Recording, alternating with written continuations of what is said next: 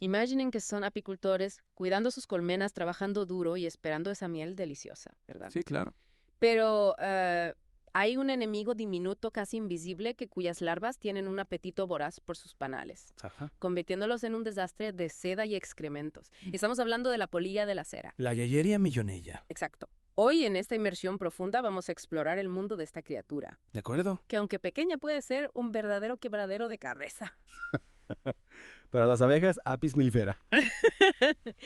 Y como verán, quizás también una sorpresa para ustedes, tanto si les interesa la apicultura como si simplemente sienten curiosidad por la naturaleza. Para atender mejor este desafío, hemos reunido información detallada sobre la polilla de la cera, desde cómo afecta a las colonias hasta las mejores maneras de identificarla, prevenirla y controlarla. Nos vamos a basar en dos fuentes principales. Una es un texto actual, con consejos prácticos y medidas que podemos tomar hoy mismo. La otra es un documento histórico de 1948 que nos ofrece una perspectiva de cómo se lidiaba con este problema hace décadas. Exacto. Vamos a seguir el ciclo de vida de la polilla desde que es un huevo minúsculo hasta que se convierte en una mariposa. Pero nos centraremos especialmente en la etapa de larva, Claro. que es cuando realmente causa el daño al alimentarse de la cera. Aprenderemos a reconocer las señales de su presencia, como esos restos de telaraña y los pequeños excrementos negros que dejan. Sí, sí. Pero aquí viene lo realmente fascinante. Aunque es una plaga para las abejas, estas larvas tienen una habilidad sorprendente, pueden degradar el poliestireno. Increíble. Así que esta pequeña criatura tiene dos caras. Y vamos a explorarlas ambas. Lo que resulta increíble es que la polilla de la cera no es un problema reciente. De hecho, su historia como plaga en la apicultura se remonta a la antigüedad. Ya Aristóteles, Virgilio e incluso Columela, un escritor de Cádiz, mencionaban a estas polillas como un peligro para las colmenas contra el que había que luchar. Plinio también dejó constancia de sus efectos negativos. Tarán. Esto nos muestra que aunque la apicultura ha avanzado mucho la batalla contra este insecto, ha sido una constante a lo largo de la historia. Ok, vamos a desgranar esto un poco. Es sorprendente pensar que algo que quizás vemos como un problema actual ya era una preocupación para los antiguos romanos y griegos. Y como señala nuestro documento de 1948, los avances en la apicultura moderna con mejores prácticas de higiene en realidad han ayudado a reducir las infestaciones en comparación con las colmenas más antiguas. ¿Qué nos dice esto sobre la importancia de la limpieza y el manejo en la apicultura moderna? Pues subraya que las buenas prácticas son fundamentales. Y para defendernos eficazmente, primero necesitamos conocer bien a nuestro adversario. De acuerdo. Principalmente, hay dos especies de polillas de la cera que causan los mayores problemas en las colmenas. Ajá. Una es más grande y de color oscuro, mientras que la otra es más pequeña y de un tono algo más claro. También se mencionan otras dos menos comunes, la andeada y la gris, que pueden aparecer ocasionalmente. Interesante. ¿Y cómo podemos distinguir estas polillas en sus diferentes etapas de vida? Porque no creo que vayamos a encontrarnos con ellas con una guía de identificación en medio de la noche, precisamente. ¿Hay alguna característica clave que debamos buscar? Buena pregunta. Para la polilla grande, la hembra suele poner alrededor de 300 huevos de forma ovalada y color blanco perla agrupados pero no pegados. La larva que emerge de estos huevos es de un tamaño variable con un color general grisáceo y unas placas duras en los primeros segmentos de color marrón rojizo. Son casi lampiñas con muy pocos pelos. Cuando la larva está lista para convertirse en pupa, teje un capullo fuerte como el de pergamino blanco y sedoso, a menudo encontrándose varios juntos. Finalmente, la mariposa adulta puede tener una envergadura de más de 3 centímetros. Los machos suelen ser un poco más pequeños que las hembras y tienen alas delanteras de un color gris oscuro con reflejos verdosos o violetas. Que esa es la descripción de la grande. ¿Y cómo diferenciamos a la pequeña? La polilla pequeña pone huevos blancuzcos y ovalados, aunque más pequeños no llegan al medio milímetro, y también los deposita en grupos. La larva es generalmente pequeña de un color gris claro con la cabeza y las placas duras de los primeros anillos de color rojizo. Su pupa se desarrolla dentro de un capullo consistente de color blanco grisáceo. La mariposa adulta es pequeña con una envergadura de unos 2 centímetros. Su color es un amarillo grisáceo apagado con un brillo como aceitoso, y cuando está en reposo, sus alas parecen enrollarse alrededor del cuerpo. Menuda, información tan detallada. Ahora entiendo por qué los apicultores con experiencia pueden identificar a estos intrusos tan fácilmente. Pero, ¿cómo se reproducen exactamente estas polillas y qué tanto daño pueden llegar a causar a una colmena? La reproducción comienza cuando la mariposa pone sus huevos en los panales, mostrando una clara preferencia por aquellos que contienen polen. Una vez que los huevos eclosionan, las larvas comienzan a excavar túneles dentro de la cera para alimentarse. El ciclo de vida completo puede durar alrededor de 8 semanas, aunque la temperatura juega un papel muy importante. En climas cálidos se acelera mientras que en climas fríos se ralentiza. Lo preocupante es que durante el verano y el otoño, cuando las condiciones son más favorables, las larvas pueden multiplicarse muy rápidamente, causando daños graves que pueden debilitar o incluso destruir colonias enteras, especialmente si ya están sufriendo por otros problemas. Entonces, un pequeño descuido en el momento menos oportuno puede tener consecuencias realmente graves. Hablando de descuidos, nuestro texto actual menciona algunos errores comunes que facilitan las infestaciones. ¿Cuáles son los principales fallos que solemos cometer sin darnos cuenta y que hacen que nuestras colmenas sean más vulnerables al ataque de la polilla de la cera? Varios errores en la forma en que manejamos nuestras colmenas pueden aumentar significativamente el riesgo. Uno de los más importantes es tener colmenas debilitadas o abandonadas. Claro. Las colonias, con pocas abejas que están lidiando con enfermedades como la varroasis, que no tienen suficiente alimento o que tienen problemas con la reina, tienen muchas dificultades para proteger sus panales. Simplemente no tienen suficientes abejas para cubrir y defender todo el espacio. Tiene mucho sentido. Un ejército pequeño no puede defender un castillo grande. ¿Qué otros errores solemos cometer? Otro error común es dejar espacios inadecuados y sin la atención de las abejas dentro de la colmena. Marcos vacíos o áreas a las que las abejas no acceden se convierten en lugares perfectos para que las polillas depositen sus huevos, ya que no hay abejas que patrullen y protejan esas zonas.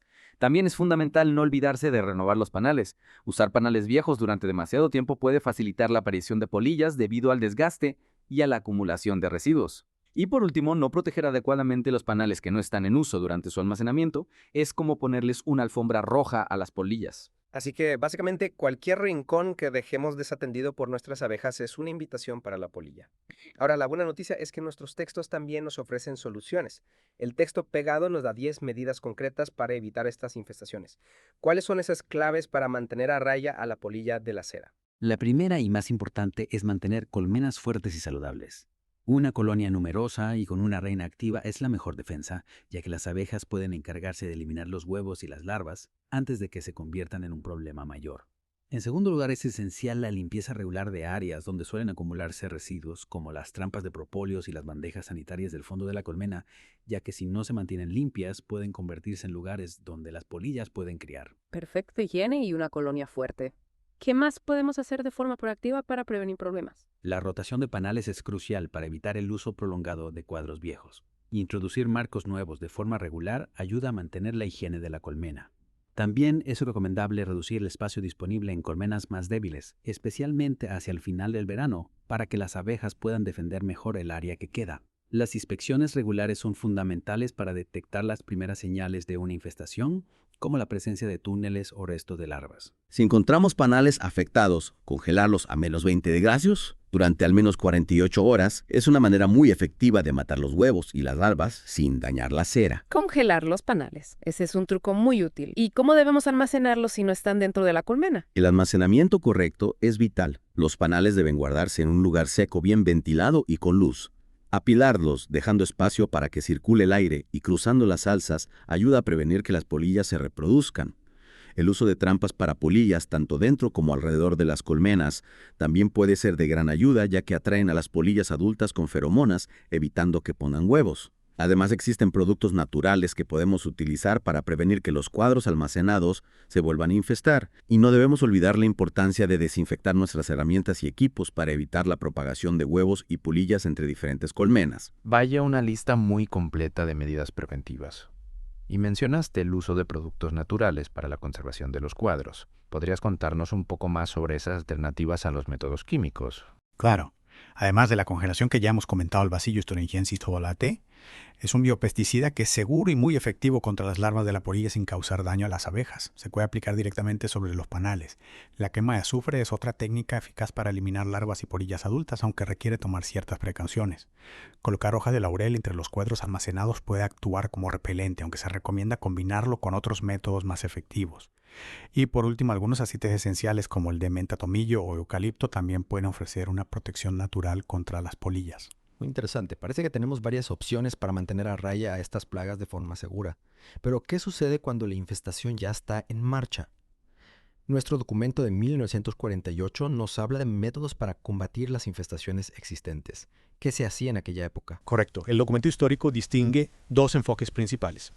prevenir que las polillas se desarrollen y destruir las que ya están presentes. Señala que esto es mucho más sencillo en las colmenas móviles modernas que las antiguas colmenas fijas.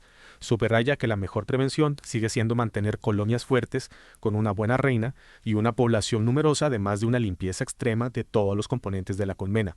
También advierte contra la práctica de mantener colmenas débiles con la esperanza de que se fortalezcan, ya que esto puede debilitar a otras colmenas y crear las condiciones ideales para que la polilla ataque. Claro. Recomienda reforzar las colmenas más fuertes utilizando recursos de las más débiles y la sustitución gradual de las colmenas fijas por las móviles. Tiene sentido. Una casa limpia y unos inquilinos fuertes son la mejor defensa contra cualquier invasor. ¿Y qué nos dice sobre el tratamiento directo de las colmenas que ya están infestadas? Para las colmenas móviles que ya están infestadas, el documento recomienda fundir los panales que estén muy dañados en agua hirviendo y flamear con cuidado las partes de madera de la colmena para eliminar cualquier huevo o larva escondida. Para los panales que solo tienen daños leves, sugiere varias técnicas de fumigación utilizando diferentes productos químicos. Aquí es donde la cosa se pone un poco más intensa, digamos. ¿Qué tipo de fumigantes se utilizaban en aquellos tiempos? Se mencionan varios.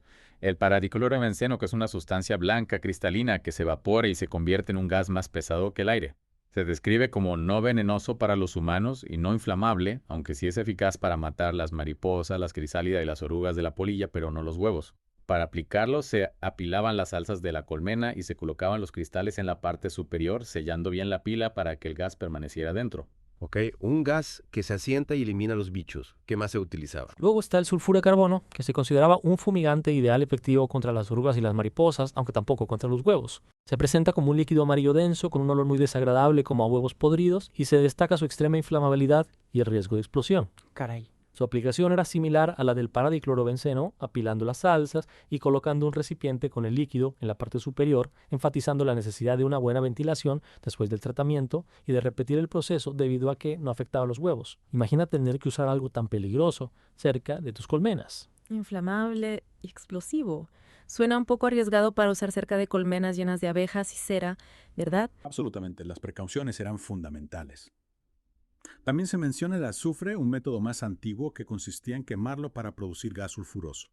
Era más o menos eficaz contra las larvas y los adultos, pero no contra los huevos. La aplicación moderna que se describe implicaba apilar la colmena y colocar azufre en polvo humedecido con alcohol en una placa metálica en el fondo, prendiéndole fuego y dejándolo actuar durante al menos 12 horas. Y finalmente, ¿qué nos cuentan sobre el cianuro de calcio? El cianuro de calcio se describe como efectivo contra todos los estadios de la polilla, prefiriéndose la forma granular. Sin embargo, se advierte que produce un gas mortal e inflamable, extremadamente venenoso para humanos y animales, por lo que su uso requería precauciones extremas muy similares a las que se tomaban con el paradiclorobenceno. Ella una variedad de métodos, algunos bastante drásticos. Es interesante ver cómo han evolucionado las técnicas de control de plagas a lo largo del tiempo.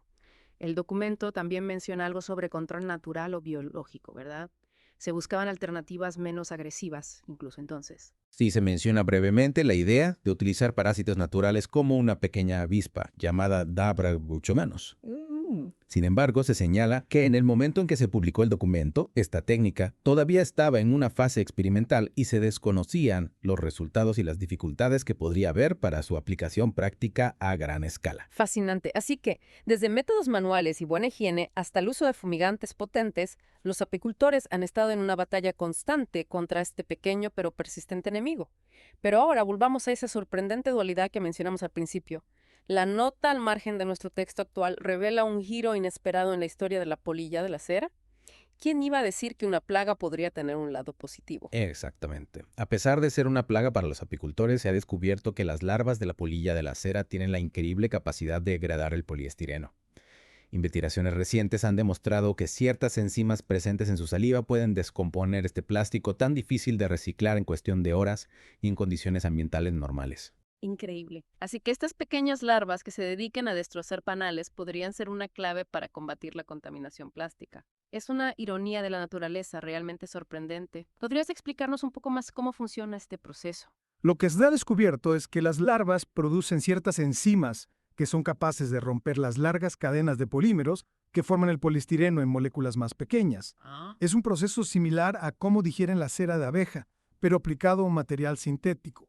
Lo fascinante aquí es la potencial aplicación de este descubrimiento para la gestión de residuos plásticos. Claro. Podría abrir nuevas vías para el reciclaje y la descomposición de materiales, que actualmente representan un grave problema ambiental. Nos muestra cómo incluso una criatura considerada una plaga puede tener un papel positivo e inesperado en el medio ambiente. Definitivamente un momento. Ajá. ¿Quién diría que la humilde polilla de la cera podría tener un futuro más allá de ser la pesadilla de los apicultores? Bien, después de esta inmersión profunda, ¿cuáles serían las principales conclusiones que nuestros oyentes deberían llevarse? En resumen, la polilla de la cera es una plaga significativa y de larga data en la apicultura, pero comprender su ciclo de vida, las condiciones que favorecen su proliferación y la implementación de medidas preventivas y de control pueden mitigar eficazmente su impacto. La clave está en la prevención. Así es. Y como hemos visto, la clave principal sigue siendo mantener colonias de abejas fuertes y saludables combinada con buenas prácticas apícolas. Un apicultor atento y proactivo es la mejor defensa contra este pequeño invasor. Las estrategias prácticas que hemos discutido desde el manejo adecuado de la colmena hasta los métodos naturales y químicos de control son herramientas valiosas para los apicultores. Pero es crucial acordar que la prevención es siempre más efectiva y a menudo menos costosa que tratar una infestación avanzada. Y terminamos con esa fascinante dualidad de la polilla de la cera. Un problema para las abejas, pero potencialmente una solución para la contaminación plástica. Es una paradoja, ¿verdad? Nos deja reflexionando sobre la compleja interconexión de la naturaleza y cómo las soluciones a los desafíos globales a veces pueden surgir de los lugares más inesperados. ¿Quién sabe qué otros secretos y soluciones se esconden a plena vista en el mundo natural? Sin duda, este profundo análisis es solo el comienzo de una exploración fascinante. Invitamos a nuestros oyentes a profundizar en las prácticas de apicultura y en las últimas investigaciones sobre la degradación de plásticos. Siempre hay más que aprender y descubrir en el intrincado mundo natural que nos rodea. Totalmente de acuerdo.